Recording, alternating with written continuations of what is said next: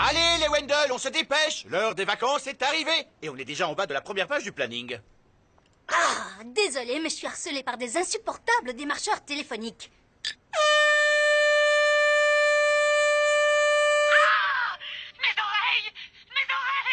saigne.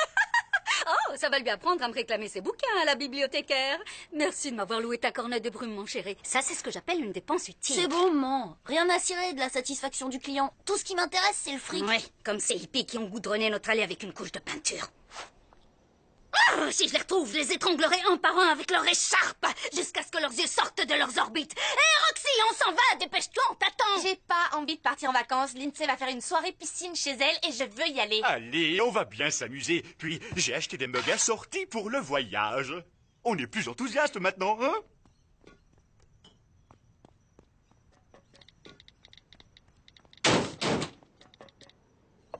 Et en voilà un pour toi, Sheila.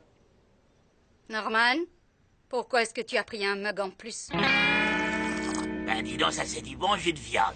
Vernon, je suis si contente que tu te joignes à nous. Comment partir en vacances sans emmener le cousin de Norman qui m'a tripoté les fesses à l'enterrement de tante Carole? Moi, je trouve que tu t'en es bien tiré comparé à Carole. Et une femme d'une grande beauté, de son vivant et dans la mort. Je connais le moyen idéal de changer de sujet. On allume la radio et on se détend. Accrochez-vous, on va s'éclater comme des fous.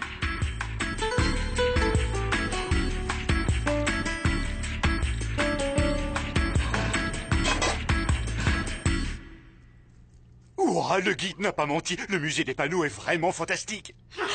On t'attend dans la voiture. Un panneau fermé. C'est à cet ordre. Un panneau fermé alors que le musée est ouvert. Chérie, pendant qu'on t'attendait tout à l'heure, les enfants et moi, on n'a pas arrêté de te critiquer. Je tiens à dire que je voulais t'attendre pour te dire tout ça en face. Jusqu'ici, le voyage n'a pas été, comment dire, très drôle. Maman est gentille, là. Tu trouves? Ce n'était pas volontaire. Ces vacances sont assommantes, soporifiques. Pire que le lycée. Et les cours, au moins, je peux les sécher. D'accord, je sais que ça a été plutôt calme, mais attendez qu'on arrive à l'aire de repos. Il y a 2 parkings, un pour les voitures, un pour les camping-cars. Mais on a une caravane. Alors où va-t-on se garer? Faut appeler les experts. On a une énigme à élucider. Oh, attention!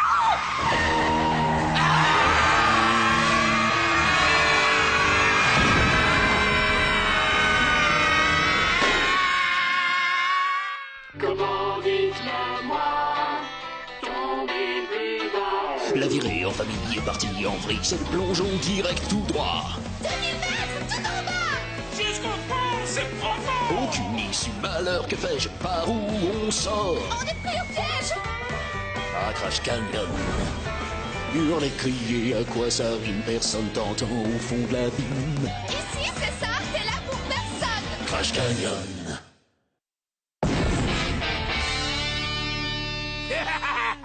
Tu es un as du volant, Norman. Même pas capable de prendre un virage. Entre nous, il y a des minorités ethniques qui conduisent mieux que toi. Je ne suis pas le seul responsable. Vous m'avez déconcentré à force de râler. Et la pesanteur y est aussi pour quelque chose. Les lois de la physique ne sont pas tendres avec moi. Oh non, mon polo! Ah non, ma tête! On va donc dire qu'on est tous responsables de l'accident et qu'on se pardonne mutuellement. Maintenant, le tout est de savoir où on est. Bon, j'avoue que je ne sais pas du tout où on est, mais peu importe. On est ensemble et on est en vie. Je préférerais être morte et loin de vous. J'ai pas de réseau ici. Nom d'un chien, c'est quoi? Ça!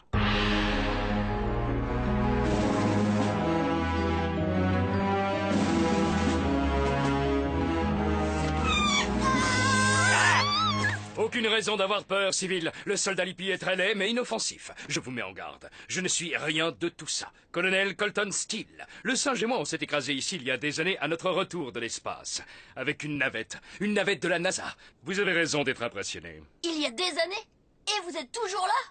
Pourquoi vous n'êtes pas parti? Nous sommes dans un canyon, ou cratère terrestre, comme il en sera fait mention dans mon rapport. Il fait 4 kilomètres de haut, il est impossible d'en sortir. En résumé, vous êtes piégé ici. Piégé ici? Comme dans un piège, on est coincé pour toujours?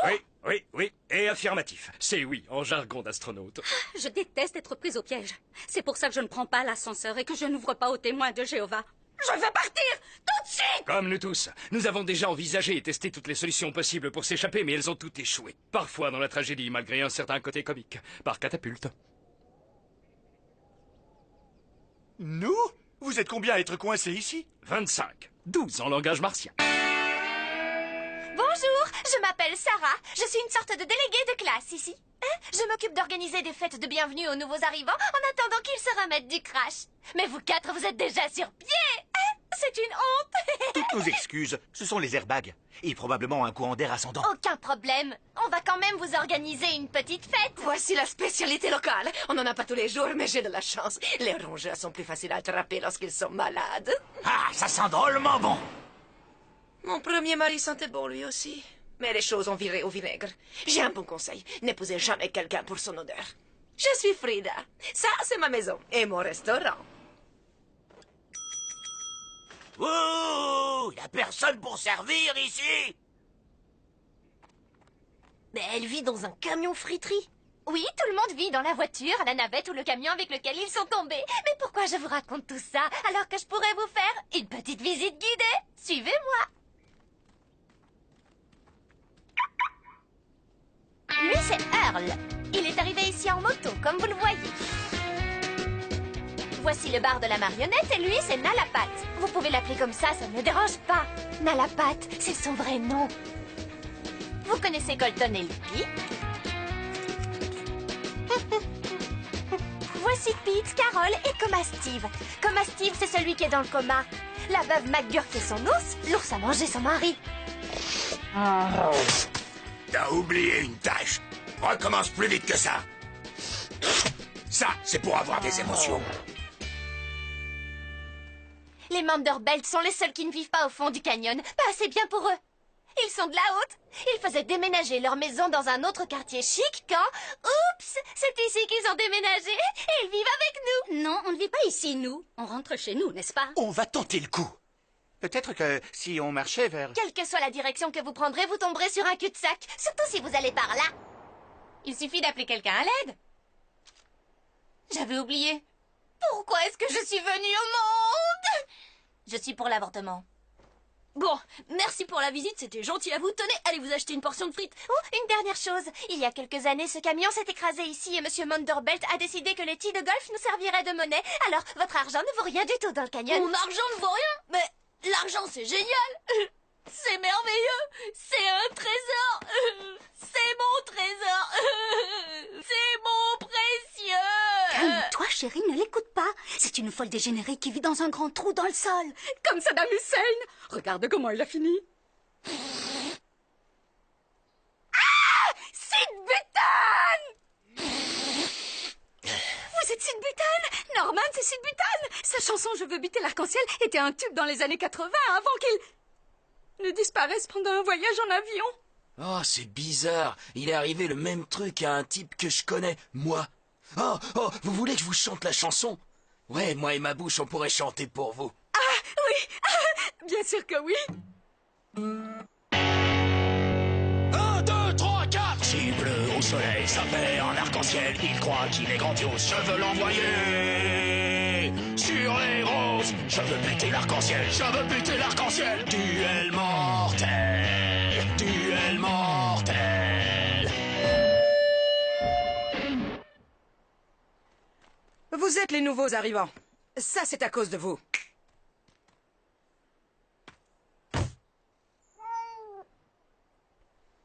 Ce n'est pas comme ça que les chats fonctionnent. Vous l'avez cassé. Ces pattes sont inutilisables. À cause de ça. Vous avez notre plaque. Elle a dû tomber quand on s'est écrasé. On est vraiment désolé, mais c'est le genre d'incident sur lequel personne n'a de contrôle, comme le fait que Pluton ne soit pas une vraie planète. Taisez-vous. Vos faux prétextes ne feront pas repousser ces pattes. Ça, c'est Beverly Manderbelt. Cette femme, c'est 55 kilos de snobisme et de spray coiffant. Elle me rappelle mon troisième mari. Un conseil, tenez-vous éloigné des hommes qui portent une banane. J'en ai rien à cirer de son brushing. Personne ne parle à ma famille sur ce ton. Sheila a légèrement mauvais caractère. Un jour, elle a mordu un berger allemand parce qu'il grognait après les enfants. Du libre! On va régler le problème. Comme en prison. Suivez-moi, on va lui montrer qu'on ne va pas se laisser marcher dessus. Vous deux, prenez des canettes de soda et mettez-les dans des housses d'oreiller. Non! Les housses d'oreiller et les sodas ne sont pas des armes. Ils sont faits pour protéger les oreillers et se désaltérer. C'est pas parce qu'on est dans un canyon que la violence est tolérée. Hein? N'est-ce pas? Bien sûr qu'elle est tolérée, c'est le paradis ici. Tenez, frappez-le avec ce bâton. Il m'a toujours été très utile. Oh, merci beaucoup, vous êtes adorable. Je nettoierai bien le sang avant de vous le rendre. Merci beaucoup, madame. C'est très aimable à vous. Attends, Sheila! Sheila, ne fais pas ça. La violence ne résout rien, sauf les guerres. Les matchs de boxe. Les manifestations. Oh! Ça y est! Je sais comment on va sortir d'ici. C'est vrai. Parfaitement. Dans Sale Canyon, on rentre chez nous. Norman Wendell, tu es le meilleur. Tu es sûr que ton plan va nous permettre de sortir du canyon? Parce qu'entre nous, tu n'as toujours pas découvert ce qui fait exploser les dernières cafetières que tu as conçues. Oui, mais grâce au rapport de police et au procès, on a découvert qu'elle n'explosait que quand l'horloge indique midi pile.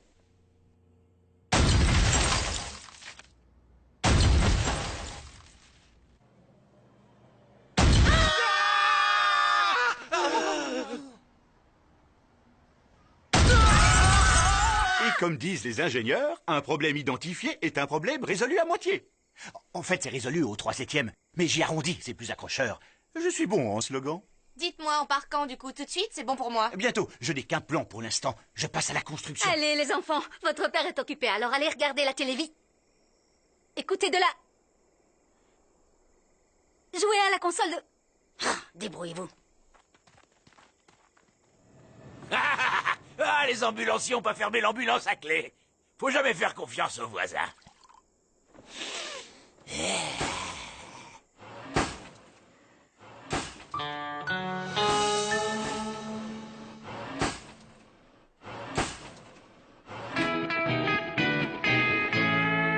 Pourquoi on doit se lever si tôt? Et voilà le travail. Regardez ça, c'est terminé. C'est ça le plan? Un truc débile avec d'autres trucs débiles attachés sur le côté? Roxy, ce n'est pas parce que ça a l'air débile que ça ne peut pas quand même accomplir de grandes choses. Tu vois, Vernon a réussi à se tuer. Comment ça fonctionne, chérie? Ça fonctionne, hein? Dis-moi que ça Il fonctionne. suffit de faire voler le cerf-volant au-dessus de cette corniche.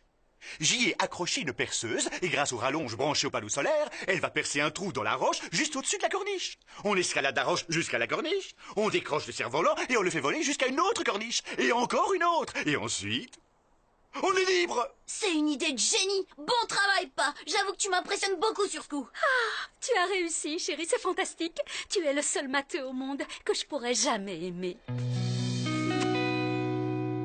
Et maintenant, on se tire de ce trou. Absolument. Décollage à 12 heures. 12 heures? Comment ça, on va attendre jusqu'à midi? J'attends pas, moi, je veux partir tout de suite. Oui, je sais, chérie, mais on va avoir besoin d'un maximum d'énergie solaire, ce qui nous donne le temps d'aller nous excuser auprès des Manderbelt. Comment ça nous excuser? Tu as oublié ce que cette femme a osé dire? Si ces mots étaient des balles et le ton de sa voix un fusil, on serait morts, toi et moi. Sheila, tu sais aussi bien que moi qu'on doit lui présenter des excuses. On a amoché son chat. Ah, d'accord. Mais j'espère qu'on sera attaqué par des loups en chemin. Il faut que je me défoule sur quelque chose. C'est tout le mal que je nous souhaite.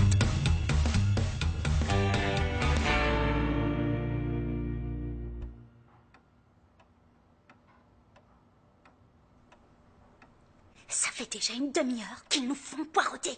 Je le sais parce que j'ai compté jusqu'à 10 dans ma tête 1800 fois. Salut, mon bonhomme. Qui es-tu? Je suis Aston et pas toi. Ça, c'est d'une irréfutable logique. Excellent raisonnement. Vous avez rencontré Aston. Nous avons aussi un fils plus âgé, Royce. N'est-il pas superbe? Le fantasme de toutes les femmes. Croyez-moi, si j'avais 10 ans de moins et que je n'étais pas sa mère... Ainsi qu'une fille pristine. Elle est hideuse. Mais avec suffisamment de chirurgie esthétique, nous espérons qu'elle pourra quand même mener une vie normale. Vous avez ouvert la porte, c'est mon anniversaire. La laideur est une terrible et cruelle malédiction. Vous affichez la vôtre avec tant de courage. Ça y est, je sens la colère qui monte. Pouvez-vous me dire où se trouvent les toilettes? Je crois que j'ai besoin d'aller me rafraîchir un peu. Si vous y tenez. Mais surtout, ne prenez rien. Nous ferons un contrôle. Ah, je peux pas attendre jusqu'à midi. Si je m'en vais d'ici tout de suite et que je fais du stop, j'arriverai à temps à la soirée piscine de l'INSEE. Oh, peut-être même que toutes les filles auront déjà les cheveux mouillés et moi j'aurai l'air superbe à côté d'elles. Mais je ne vais quand même pas abandonner ma famille. Oh, c'est pas grave, je vais leur laisser un petit mot. Y a rien pour écrire, ils comprendront.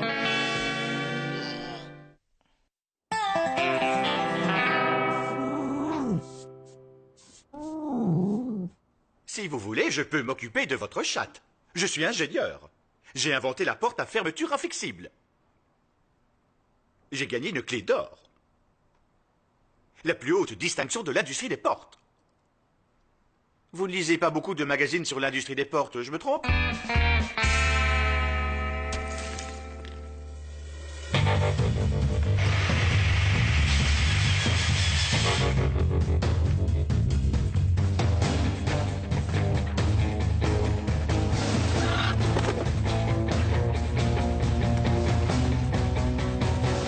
Yes! En route vers la liberté! Non, c'est pas possible. J'ai dû raison. Et une tonne de textos. C'est vrai que les gens beaux ont plus de chance. Ne m'abandonne plus jamais, mon amour. Me revoilà. Ne t'inquiète pas, je n'ai rien trouvé qui vaille la peine d'être volé. J'avais raison. L'argent n'achète pas le bon goût. Félicitations, chérie. Tu as réussi à te contrôler et en plus tu es douée en déco. C'est bon, ça devrait marcher.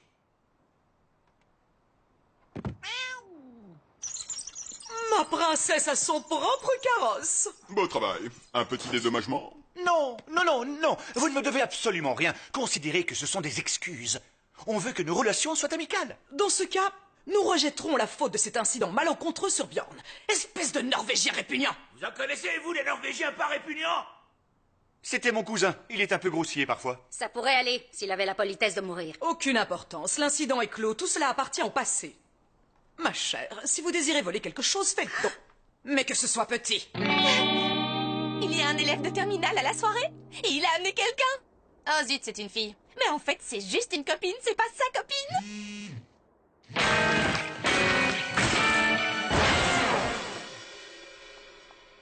Je trouve que ça s'est bien passé. Oui, je commence presque à regretter ce que j'ai fait tout à l'heure quand j'ai fait semblant d'aller aux toilettes.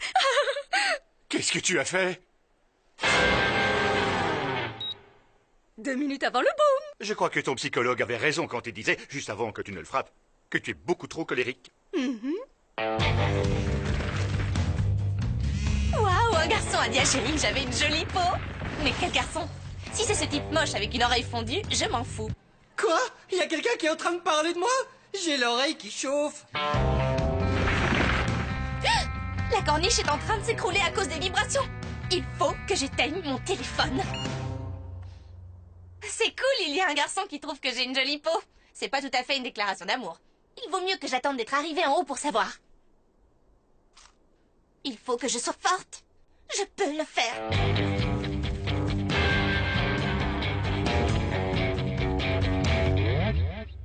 Si elle croit pouvoir s'échapper, elle est vraiment dingue. Il faut qu'on aille prévenir ses parents avant qu'elle tombe et qu'elle se tue. Ça sera moins facile de leur dire une fois qu'elle sera par terre. Bouge de là, blondinette, tu me caches la vue. Où est-ce que vous avez trouvé tout ça? Celui-là en taille XX. 4XL.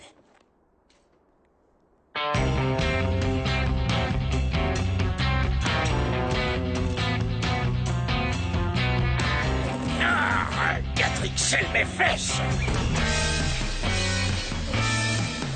Ah, il faut que je le sache. C'est plus fort que moi.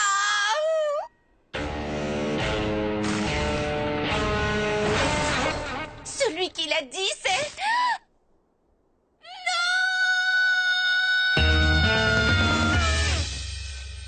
Ça y est, j'ai enfin la solution. Si je tire sur le fil rouge, on est sauvé. Si je tire sur le fil bleu, on fait boum!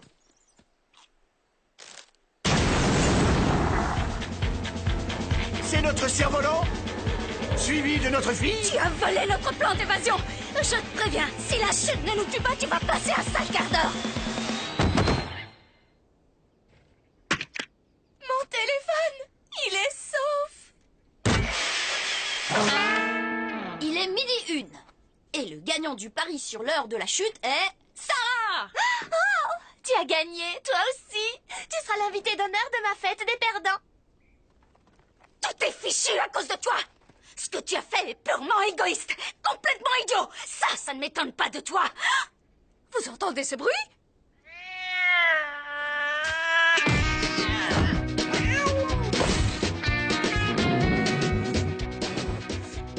Bon ben, on dirait que nos vacances vont durer plus longtemps que prévu. Tant mieux. Puis on a déjà fait bonne impression sur les nouveaux voisins. Cet endroit est naze. Super naze. Oh, c'est pas si mal, je trouve. Je m'en suis déjà mis plein les poches.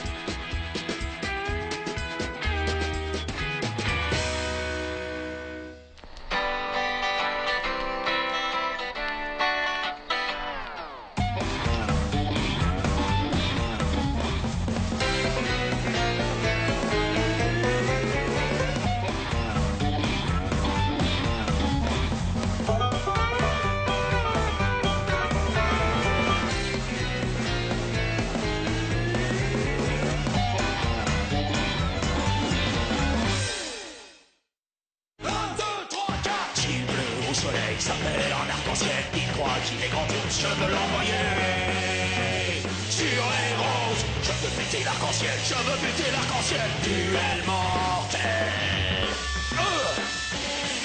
Son pied est un chat trésor, mais si je le vois, il est mort. Rouge, bleu, jaune et vert, si je le trouve, je le jette à terre. Je veux buter l'arc-en-ciel, je veux buter l'arc-en-ciel. Duel mortel.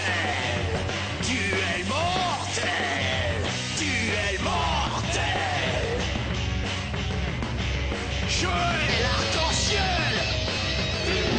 Rien de personnel. C'est un rituel.